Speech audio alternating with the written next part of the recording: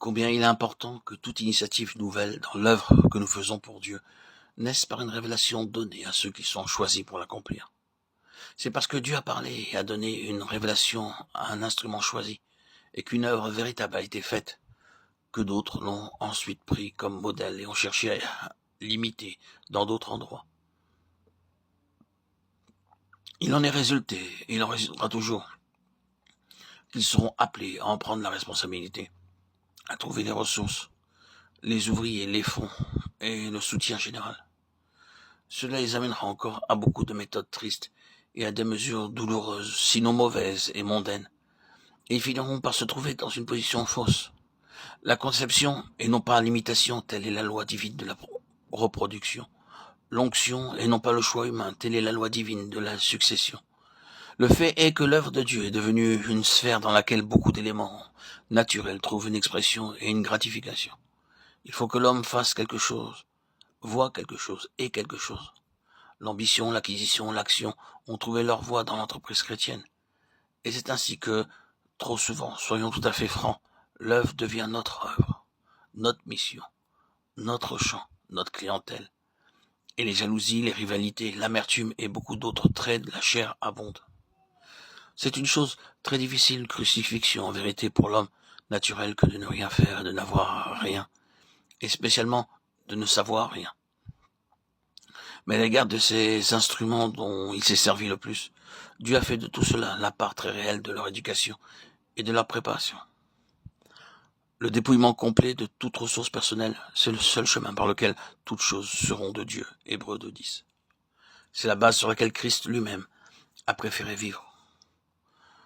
Nous nous souvenons aussi de Moïse, je ne puis pas, Exode 4:10, de Jérémie, je suis un enfant, de Paul, afin de ne pas placer notre confiance en nous-mêmes, de Corinthiens 1:10.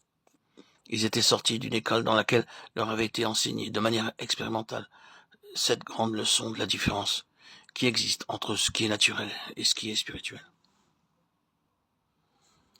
Il nous faut comprendre que Dieu cherche à avoir des fils de son esprit. La vérité sous-entendue et qui ressort de ce que l'on a appelé la parabole de l'enfant prodigue, c'est la transition d'un état de fils, c'est-à-dire qui est sur la base de la loi, à un autre état, c'est-à-dire celui qui est sur la base de la grâce, de la chair à l'esprit. Il y a des fils de Dieu par la création sur la base de la loi. Dans ce sens, tous les hommes sont les enfants de Dieu. Et Paul a employé cette phrase de manière toute générale en s'adressant aux Athéniens. C'est en lui que nous avons la vie, le mouvement et l'être. Comme l'ont dit quelques-uns de vos poètes, nous sommes aussi de sa race. Étant donc de la race de Dieu, nous ne devons pas croire que la divinité soit semblable à l'or, à l'argent ou à la pierre sculptée par l'art et le génie de l'homme. Actes 17, 28, 29. Mais par la chute, par l'égarement ou la déviation de l'homme. Mon esprit ne sera pas toujours en lutte avec l'homme, car l'homme est devenu chair et ses jours sont réduits. Genèse 6.3. Tous les desseins de Dieu et les possibilités de cette relation ont été brisées, et cette relation n'a plus de valeur. Il est devenu chair, il est donc séparé de Dieu, étranger, Éphésiens 4.18, dans un pays éloigné, perdu, mort, Luc 15, 13 et 24.